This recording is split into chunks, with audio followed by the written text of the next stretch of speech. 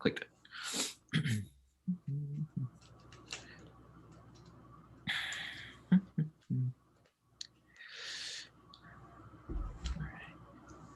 Testing. Oh, yeah. We are live, baby. Let's go. It's episode 199 of the Hoosier Sound, where we are the official podcast of Indiana HQ. Our mission and goal is simple. We want to bring in-depth analysis and coverage for IU sports to as many fans as possible across a multitude of modern platforms. We are recording this edition of the Hoosier Sound on May 18th, 2021, where I'm your host, Nithin Christian. Here with me tonight is my fellow Indiana HQ contributor and longtime co-host and partner, Matt Lukens. Matt, there is so much we're going to dive into tonight in IU Sports Cornucopia. The first thing we need to talk about is Michael Durr. Now, I had Rob on for our emergency show yesterday, and now I've got you here. What are your thoughts now that we're about 24 to 30 hours after the news broke? What are your thoughts and your reactions to Michael Durr, a South Florida transfer center, committing to play for Indiana basketball? I have two separate reactions to this news. I had two. One was like, thank God we have a 7-footer. My second reaction was, he's not the 7-footer that I wanted. But a 7-footer is a 7-footer, and I will take him. But I really wanted EJ Onu. He's an NAIA prospect, and the more I've watched of him, the more I was like, oh my goodness gracious, he looks like he could be a great piece for this team. But the more I've watched of CJ Durr, the more I'm like, he won't be too bad, and he'll fit a role, and he'll play a role, and he's not going to start, but he will be great depth for this team and a really good outlet against something that we haven't had anybody to counter against since basically 2014, and that is height. We'll actually have height on our team. Amen. Thank God. I know. We have had length. Like, Thomas Bryant wasn't tall. Even for his position, he had a bunch of length. Same thing with Noah Vonleh, right? Like, in the past, we've had centers that can match size with length and not height. But now we have a center that can do both. And that's going to open up a lot of people's games, especially the likes of Race Thompson and Trace. When we play teams like Purdue with Zach Edey, who's 7'12", and we have to guard him, and it makes Trace look like a toddler because he's so tall. So we finally have somebody to match up. It's good. I don't care if he comes in. I saw people talking about he gets in foul trouble a lot. That's fine. We don't need him to be. Yeah, we don't need to be on the court. He's not starting, right? We're not asking him to average 12 points a game. We're asking him to average 4 and 15 minutes a game. That's and it. 4 fouls. Like, that's you have them to use. Yeah. You've got them to use. I mean, obviously you don't want to be fouling guys taking threes or whatever, ridiculous, careless fouls, but there's an appropriate time and place to foul. And he fills another need that I've wanted on this team for a while, and that is, I thought when I looked at this roster, there was one hole. And like, you can take everybody on this roster out one by injury, and somebody will come in and fill that role.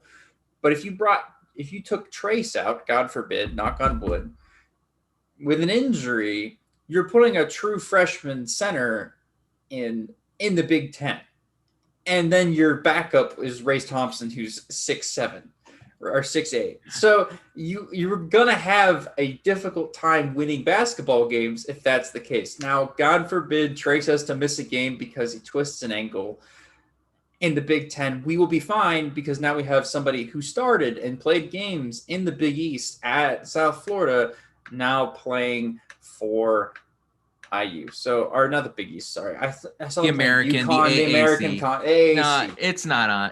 Look, that's an They understandable. were in the Big East, and that, it's fine. It's all good. Yeah. Durr transferred to Indiana back on Monday morning. We had a full emergency show about this topic, episode 198 of the Hoosier Sound. You can find it wherever you find podcasts, Apple, Spotify, you name it. It's up there. It's published. It's about 25 minutes where Rob and I really dove into what the impact was. I couldn't agree with you more on a lot of what you said, Matt. I think it's incredibly important to have an experienced, refined, you name it, that type of big man who's able to spell your superstar in Trace Jackson Davis. I mean, Joey Brunk did fill in that kind of role, but remember, Jackson Davis was a freshman when Brunk was really playing his time. So you put a lot more on Brunk's shoulders. Michael Durr doesn't have to save the world here. He absolutely doesn't. And like you said, when you come in and you have to guard a guy like Zach Edey, or you have to guard a guy like Travion Williams, or whoever Ohio State throws out at you, if a guy like EJ Liddell returns, for example. Dickinson at Michigan. There are a lot of quality big men, even though Kofi Coburn's gone and Liam Robinson's gone and some number of other players have moved on. There is still a number of quality big men in this conference where Durr will have to come in and he'll just have to do his job 10, 15, 20 minutes. And we can't predict the future. We can't predict foul trouble in games, especially in Madison. And you can't predict things like off the court stuff and whatever. So we don't know about all that. But it's really encouraging to see Mike Woodson and Kenya Hunter and Dane Fife and Yashir Rosemond, who, by the way, Rosemond has a connection with Durr going back to Durr's earlier in college basketball. It's great to see them really jump and get on the ball. Once they saw Durr decommit from West Virginia in late April, they all got together and said, let's go after this guy. Let's go after Durr. We think he can fill in an important position for our basketball team. So, Matt, I'm going to ask you this. I mean, now that you've seen what you've seen and all the transactions since mid-March and all the players coming in and out, is this it? Is this it for IU basketball going into this upcoming season, or do you think there's more? Do you think there's maybe one more swap coming up, someone leaving, someone coming? It's hard for someone to come without someone leaving, but what are your thoughts as far as that goes? That's a complicated question because that obviously, as you guys know, would mean that somebody has to leave, either is forced to leave or wants to leave. And there's a lot of factors that can count into somebody's decision like that.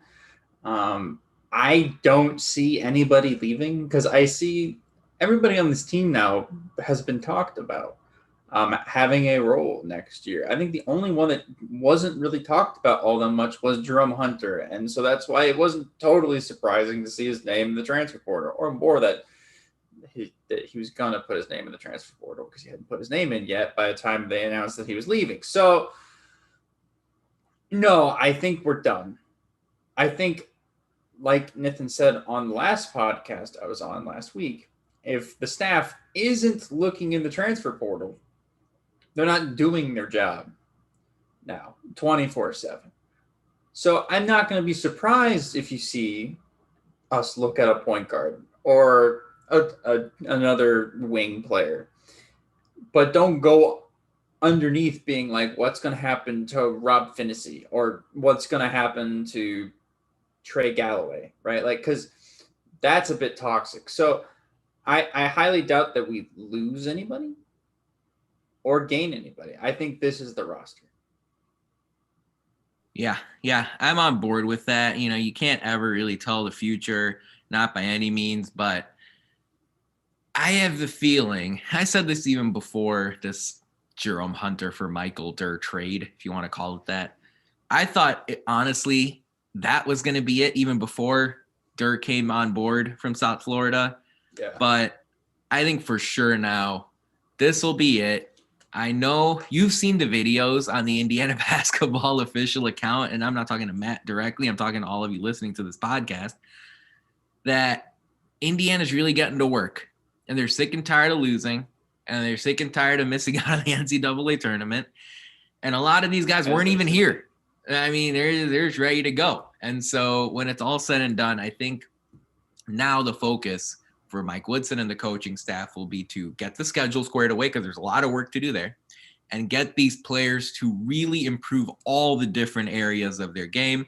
So I'm looking forward to seeing how that will all play out in the months to come. But Now that you've heard more about Michael Durr, we've got so much to get to. We're going to talk about Indiana men's soccer. We're going to talk about IU football news and Stephen Carr. But first, it's time for Who Won the Week this past week in IU sports. And we're going to tip our caps, our caps to senior softball pitcher Emily Gooden, who in the season-ending 4-game series against Maryland threw her third career no-hitter back on Friday. The Hoosiers knocked off Maryland in that contest 2-0. And over the course of the weekend, they split the 4-gamer with the Terps, and the Hoosiers finished their softball season going 25-19. But whenever a pitcher goes out and no hits an opposing team, baseball, softball, wiffle ball, you name it, it's a pretty remarkable accomplishment. So nicely done to Emily Gooden. The Hoosiers have finished above 500 the last 3 seasons in softball, including the 2020 season, which barely got off the ground. But all in all, things are trending in the right direction for Shonda Stanton.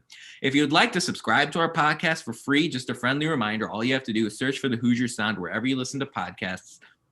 Stay up to date with all of our information by following us on Twitter at Indiana HQ and at the Hoosier Sound. So if you go ahead and do that, follow us on Twitter, Facebook, YouTube, Instagram, anything and everything. That's what gets us out to more and more people just like yourself. If you enjoy our show, by the way, leave us a review, tell a friend, share our links. That kind of support really helps us grow this podcast. All right, Matt, we have to get to a wound that's still a little fresh. I know, a little fresh. Not even 24 hours ago in the men's soccer national championship game, Indiana dropped an overtime decision to Marshall 1-0. The Thundering Herd brought it home with a scrappy little overtime winner. I was watching it. It was late, and I know everyone who watched it live knows that it was late. Unfortunately, the Hoosiers couldn't pull through, Matt. I don't know how much of the game you watched, but I know you're a big IU soccer fan, IU soccer guy. Indiana's quest for 9 continues into the fall. What were your opening thoughts and your overall thoughts on the entire affair, which, again, it was a 0-0 match until the very last strike of the game? They played to not lose, which is a soccer term that people use to talk about teams that sit back and don't really dictate the game. And that's what happened, is they sat back and tried to just not take the blame for anything. They didn't try any risks. And it was all Marshall basically just soaking up the balls, getting the most shots on net, taking control of the game, when it really should have been the other way around. Like, IU is that much better of a team. They should have forced their game onto Marshall instead of the other way around. IU let that happen. Marshall got comfortable, and then a lucky goal, rebound, deflection, lack of defending, and all of it. Had been was like the 120th minute or 110th minute or whatever it was. It was the 98th. It was the 98th. Yeah. 98th minute. 98th minute. Yeah. Is what was the nail in the coffin. Yeah. But IU laid those nails down. Yeah. For the 90 minutes of the game when they had multiple chances to win it and didn't. And then they couldn't create any offense for like a good 35 minutes of the second half because they let Marshall control the game. So that was their fault. And you know what? Who's blamed that goes to? And not a lot of people are going to like this answer, but that's the coaching staffs. Yeah. Because it's their job to not only put in subs that are going to change the game, because in college, and not like professional soccer, you can sub in players that can change the game at any time you like. It's the staff's fault for not making adjustments. And Marshall was doing things that were very not simple to adjust to, but for a coaching staff that is as experienced as Indiana staff should be pretty simple to point out. And they didn't do that, or they didn't get across well enough to the team. And thus the quest for 9 continues. Yeah. It continues, and it was really disappointing because, again, you get that far only to get turned away really at the final stage. Marshall, they were no joke. They knocked off the number 1 overall seed in Clemson. They knocked off the number 8 seed in the tournament as well. They beat North Carolina remember, in this entire tournament took place in North Carolina, so there was a bit of a home field disadvantage for Marshall in the semifinal contest. And then, of course, they knocked off the number 3 seed in the bracket, which was the Hoosiers. Marshall played well. They played with the positive spirit, a positive attitude. They deserve a ton of credit. Indiana, when they had their chances, they just weren't able to capitalize. I remember a header right in front that went wide. I remember a rebound off a free kick where our player shot it wide. Now, it wouldn't have counted because he was offside, but even then you can tell the nerves are there and the uncertainty is there. And that's the sort of thing that really persisted throughout the night. Marshall outshot Indiana as far as shots on goal are concerned, 8-1. The shots overall were 17-8 in favor of Marshall. The corner kicks, which are always an indication of who's got the upper hand, corner kicks were 7-2 Marshall as well. So overall, Indiana just couldn't get into a rhythm. And I think overall, they didn't have Spencer Glass, the Hoosiers. That kind of injury does set IU back a little bit, but they got to the stage. And if you get here, you really want to do everything possible to secure that victory. So look, Q for 9 continues. Indiana played well. There is no MLS Super Draft in the summer, so the overall buzz is that Indiana is going to return most of their team, if not, they're going to return most of their team for this upcoming season. We'll see how that all translates this upcoming year. It's hard. It's hard in the men's soccer tournament because it's all single elimination, and it doesn't matter really how good you are in the regular season. But once you get in, it's like there's so much randomness and there's so much craziness that can take place. Like and then it is a lot like March Madness, absolutely. And then this year you throw into the fact that the best teams didn't play home games in the tournament. They didn't. Because in the NCAA men's soccer tournament, if you're great, well, those teams have to come and play at your place until the Final Four College Cup stage. That didn't happen this year. It was one big sort of tournament type bubble. And in the final match, I know Indiana soccer fans travel well, but there was much more green in the stands than there was red. And in a 5,000 seat arena, a 5,000 seat venue, 5,000 fans in attendance, that sort of thing does make an impact. And I think the Marshall players really fed off the energy from their fans. Not that IU fans didn't make noise as well, because there was plenty of the Hoosiers making sound that was coming through the TV on ESPN2 last night. But then again, that's how the enthusiasm and the atmosphere was. Who also was there, interestingly, to watch Indiana play was the head basketball coach, men's basketball coach Mike Woodson, as well as the head football coach and Tom Allen. And took a lovely picture that we posted over on Indiana HQ. So if you follow us on Twitter, head over to Indiana HQ and check out the little picture that we posted there from last night. So really cool story. Indiana deserves a ton of credit. Todd Yeagley, as usual, gets Indiana in the right position, but the Hoosiers just couldn't find their rhythm. They couldn't find their groove. They couldn't find their offensive weaponry to deliver against Marshall. And that's just the way things work sometimes. If it was the regular season, you'd look at it and say, oh, it's just a loss. You can bounce back the next game. Fortunately, that's not how things work in the tournament. So, Matt, now that we put a bow on that, let's get to our social media shout out.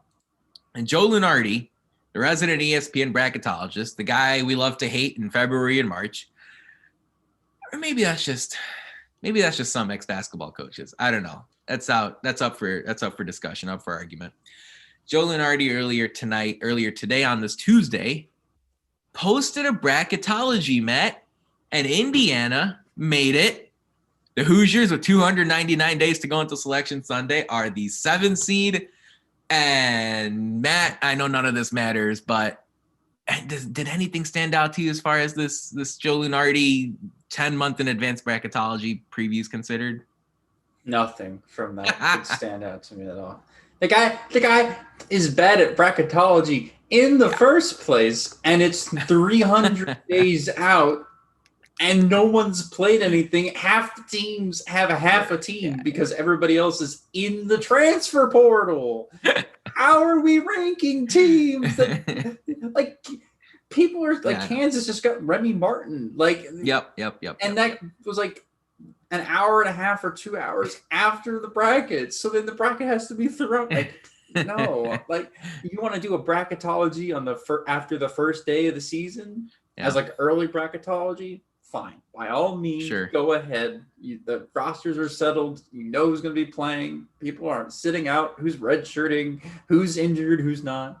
But 300 Wait, days how out. dare you? How dare you say that this bracketology doesn't matter? What's wrong with you? Maybe I'm a fun killer. Maybe I'm going from 23 to 24. I've just all of Wow. a sudden become a fun Oh, killer. But my gosh. I think we can do also, by the way, I think we could do better than a 7th seed. I think we can do a little bit better than the 7th. And only by a little bit, I mean like maybe a seed or two higher. But Give me the one or bust, baby. No, you're right. I mean, I get what you're saying, Matt. I mean, obviously, you don't put any credence into this at this point. Just fun to click into, fun to look at. I mean, Joe Lunardi has done this forever. I thought it was interesting. If you're curious, there were 6 teams in the Big Ten rated above Indiana. That's Michigan, Purdue, Ohio State, Maryland, all likely suspects, but Illinois was as well. I think is that 6? I think I got 6. 5. Oh, I said 5. Michigan State too. So there you go.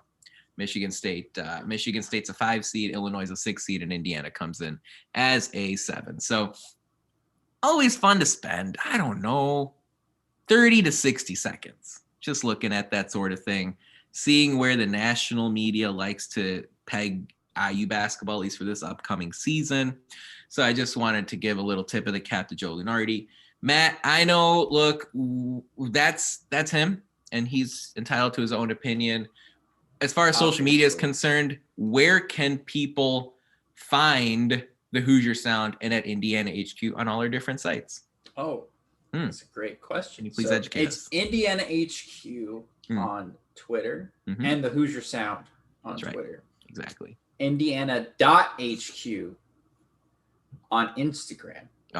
Exactly. Crazy. And IndianaHQ.com. Everywhere. That's it. I mean, you can find everything and anything you need for all IU sports stuff on all those different platforms. Can't wait to get to see more games. It was cool to see 5,000 people in Cary, North Carolina last night. And it's going to be fun to see fans attending the IU baseball making the NCAA tournament. I know you can't go and watch them right now, and you're not going to be able to watch them in Bloomington the rest of the season. But once Big Ten tournament and NCAA tournament play starts, you're definitely going to be able to catch them. So always fun to follow IU sports. And there's, you know what else is going to be fun? Following this football team, which you're going to get into right now, where 5-star 2017 high school recruit Stephen Carr, the 20th ranked recruit in college football, well, I guess in high school football, going into college, according to 24/7 Sports, he went to USC, highly touted, highly ranked blue blood school, committed to play for running backs coach DeLand McCullough. But after a few years at USC, he decided he no longer wanted to play for the Trojans. And late last week, news broke that Carr transferred out of USC and came to play for Tom Allen and DeLand McCullough, now at Indiana. So all of a sudden, Carr, who has 1 year of eligibility left, joins the Hoosiers and a running back room that includes Samson James, who once upon a time committed to Ohio State and now plays at Indiana for a couple of years, as well as freshman Tim Baldwin. So, Matt, grand scheme of things, zoom out first, big picture look. Stephen Carr commits to Indiana. What's your initial reaction as you saw the news? My initial reaction was dope. Great. I look at the offense. I think the weakest position group right now was the running back room. And that's just because you lost Stevie. And Stevie has taken so much of the workload in the backfield over the last couple of years that losing him was going to be a lot. We have people on the offensive line coming back. We got wide receivers that like Ty Freifel coming back. Penix will be back healthy. So really the only series of players that needed to have an answer of what's going to be the next guy was the running back room. Now, do I think Stephen Carr is going to come in and be the starter? That's up for him to earn it, I think. I think that's a 50-50 shot between him and Samson James, whether he's going to be the starter or not. But I will tell you that Stephen Carr is fun to watch. He is a fun player when healthy. And so a lot of people are going to go and look at his stats and 300 yards here, 300 yards there, 300 yards. I think out of the 3 years he's played, he's dealt with injuries. He's also was in a loaded USC running back room that had a bunch of guys in front of him, still got carries. He's got some Reggie Bush like jukes. I've seen people like he gets like a 3-yard gain, but he should have lost 4 yards and sent 2 people into the shadow realm and then gets about 3 yards by running through somebody. And he's got a weird combination of like Stevie Scott and like Le'Veon Bell. He's got really nice patience. And then at some point he's like, I don't care anymore. I'm just going to use the truck stick. So I really like watching him. He's going to be fun to watch. I hope he stays healthy because if he does, he'll be a really prominent member of the offense. Also, he's pretty good catching out of the backfield, which is something that Stevie wasn't the best Absolutely, at. right. Mm-hmm. And he has a notable highlight, I think it's against Oregon, where he just like goes from 0 to 100 on a catch out of the backfield. And he looks like a world-class sprinter. So this guy's got like 5-star athletics. He's a former 5-star. He's the highest rated overall recruit IU has ever had. Yeah. Ever. He's the most talented on paper high school recruit that IU has had since they did recruiting rankings. Right. And when you watch him play, you can see why. Now, USC didn't take advantage of his talents as much as I think IU will, but there's room for improvement. He's going to be working with his former running back coach that recruited him to USC. So there's a lot of promise in this move. Absolutely. And Carr is somebody who you should get to know really quickly. Watch all the YouTube videos you can of him. Watch all the social media content on Carr that you can. He's somebody who has electrifying physical traits. I love the fact that he's not asked to come here and be the savior. That's not the case by any means. But he has the kind of skill set where you look and say, well, if Samson James were to get hurt, or if Tim Baldwin were to pick up an injury, then Carr is someone who can absolutely shoulder the load. He was part of a committee at USC. He's going to be part of a committee, I think, at Indiana at the start. But if you're asking me, on May 18th, 2021, I think because of Carr's connection with DeLand McCullough and because of his incredible physical gifts, speed, strength, power, you name it, I think Carr will slowly but surely take over the lead tailback role at Indiana for this 2021 football season. He is something to watch. You go back and you watch him run against Stanford for over 100 yards back in 2017. You go, wow. You really do. You go, this is the type of speed and agility we haven't seen at Indiana for a very, very, very long time. And then you fast forward up through, 2019 against UCLA, 2020 against Arizona or against Oregon in the final game of their season. I saw Stephen Carr go out and do some pretty incredible things. Like you said, catching the ball out of the backfield, running it between the tackles. He's capable of doing all of that. And most importantly, he's going to be back with the running backs coach that he thought he was originally going to play for in DeLand McCullough. So already, before Indiana's ever played a game, not only are you seeing McCullough recruit within his family, which has been, I'm sure, wonderful news for Tom Allen, he's also gone out and brought in guys that he's worked with before that he thinks is incredible talent, and Stephen Carr is one of them. Matt, look, Indiana has hit home run after home run after home run in the transfer market this past offseason. Ryder Anderson, defensive lineman, came over from Ole Miss. Jaron Handy, defensive lineman, came over from Auburn. Zach Carpenter, offensive lineman, came over from Michigan. DJ Matthews, slot receiver, came over from Florida State. And now you've got Stephen Carr, the former 5-star freshman, joining the mix. Again, I'm going to ask you another high-level question because we don't have game film to break down, and we didn't watch every USC game this past year, every Florida State game this past year. Right. what you're seeing here, right, Matt, is Tom Allen's wins on the field translating to a bunch of wins off the field, right? Yeah, that's exactly what you're seeing. And it's the classic. The answer that I give to everybody when they ask me, I've asked this on Twitter before, which is, Matt, like, does good recruiting come with a good coach, or like how do you build a program, right? Is it good recruiting or is it a good coach? Like, which one do you want first? And universally, my answer is good coach. Because you get a good coach in, people want to go play for him. Then the recruiting will come. If you can have good recruiting, Archie Miller, and not be a great head coach, and things won't work out well, or Jim Harbaugh. There's a bunch of examples of this. So we have a good coach who people want to play for and look at and go, wow, he looks like fun to play for. I want to go commit to them. And then you have people in the program, and look, you can say anything you want about a coach. You can hire the world's best assistant coaches. But the thing that sells recruits is like having people like them, players, come up to them and be like, this place is the best. Like, I love it here. You're going to love it too. They're going to work with you. Like, the assistant coach is great. You know that. You've seen his record. I mean, look at DeLand McCullough. He was working with the Chiefs, for God's sakes. But also, Coach Allen is what everybody says he is. And all the guys around in the locker room are fantastic too.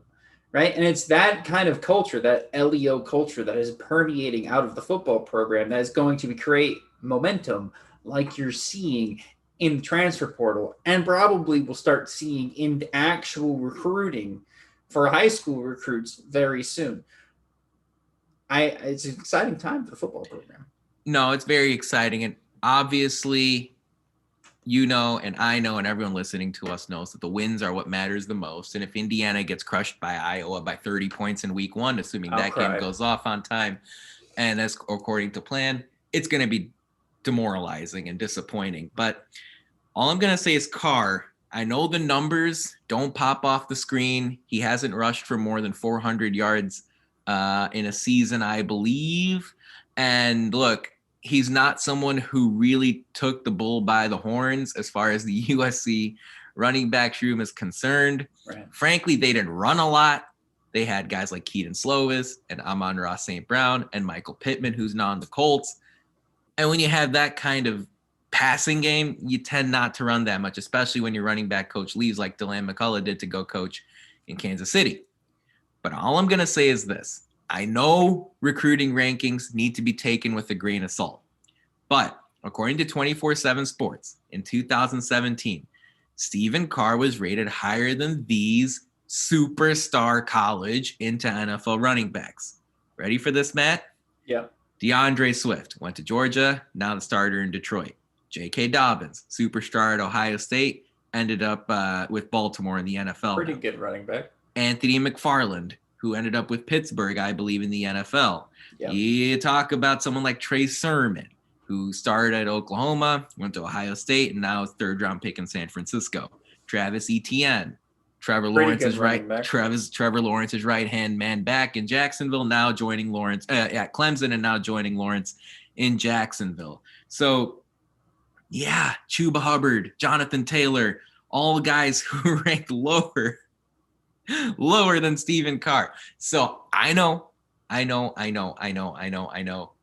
You got to take those with a grain of salt. But when you see that kind of superstar potential, superstar ability, and you say, I know it didn't work out at USC, but this is an opportunity. And I think Tom Allen and DeLand McCullough and Nick Sheridan, the offensive coordinator, are talking about this behind closed doors and within the walls of Memorial Stadium. They're saying, look, For sure. we can take a 5-star back who couldn't make it happen at USC, and we can turn him into one of the better backs in the Big Ten in a year and turn him into a day 2 NFL draft pick or a day 3 NFL draft pick. How's that going to help Indiana in the future? Oh, it's going to help a lot. You better believe it. So whether it's Stephen Carr, that conversation is happening, or Jaron Handy, or Zach Carpenter, or DJ Matthews, these players who are coming from traditional blue blood schools, they come to Indiana and hit it and do well and do great and end up getting NFL draft love and end up making a very successful leap in transition. Wow, that's going to pay off huge for the Hoosiers in the years to come. So, oh, by the way, I know you were curious about his offer list. yeah. So here's Stephen Carr's offer list. You are the notable ones. He got a bunch of offers. Let's be now, honest. hold on. Quick question: is this out of high school or is this since high school? High school. Let's go. Let's hear it. USC, Alabama, Georgia, LSU, Michigan, Notre Dame, Oklahoma, Oregon, Washington. So basically the who's who of college football blue bloods. I think the only one you're really missing on that list, Miami as well, is like Florida and Clemson. Yeah. And other than that, you basically have the teams that are going to be competing for number 1 or number 2 in their conference. Yeah, absolutely. I mean, T. Martin was involved in his recruitment. We couldn't find a comprehensive offer report since Carr left USC.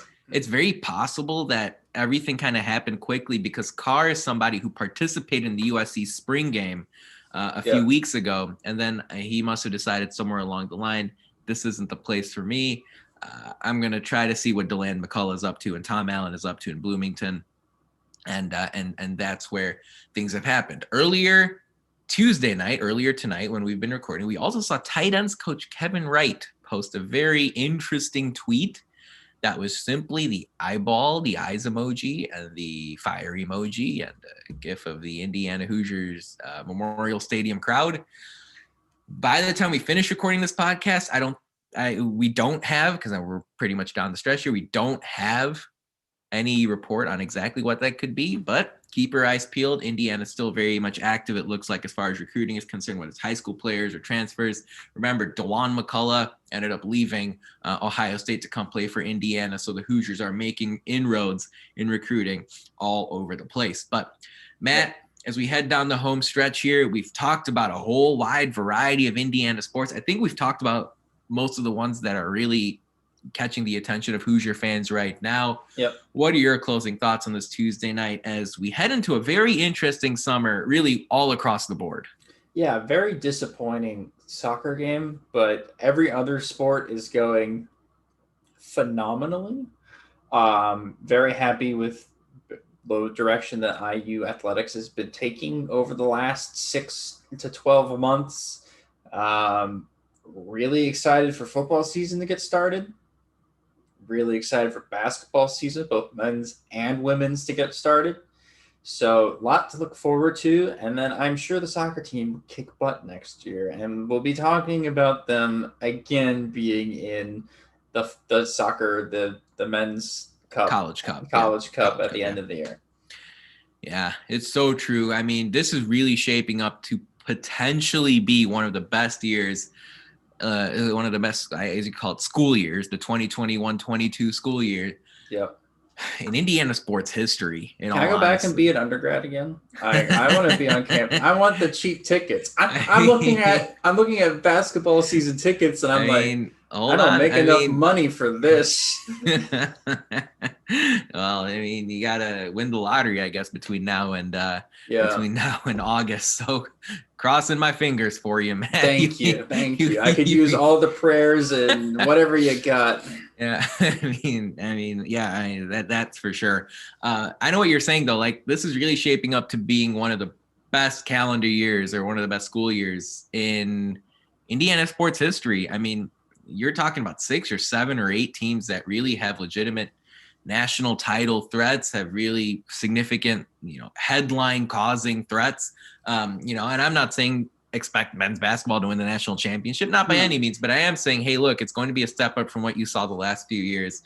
And it's going to be fun to watch. And maybe that's what it all comes down to, right? I mean, to some degree, are you easy to watch? Are you fun to watch? Are you wearing the Indiana Hoosier colors with pride and with passion? And I saw a lot of that in the IU men's soccer game last night. I see a lot of that when watching the IU baseball team play here down the home stretch. And I see a lot of that really across all the Indiana University student athletes, whether or not they win or lose. And I think that deserves a special shout out. The Hoosier Athletic Department right now doing a great job as far as steering this thing in the right direction under new athletic director Scott Dolson. But that about wraps it up for a 199th show of the Hoosier Sound. Thank you so much for joining us. We really appreciate your support.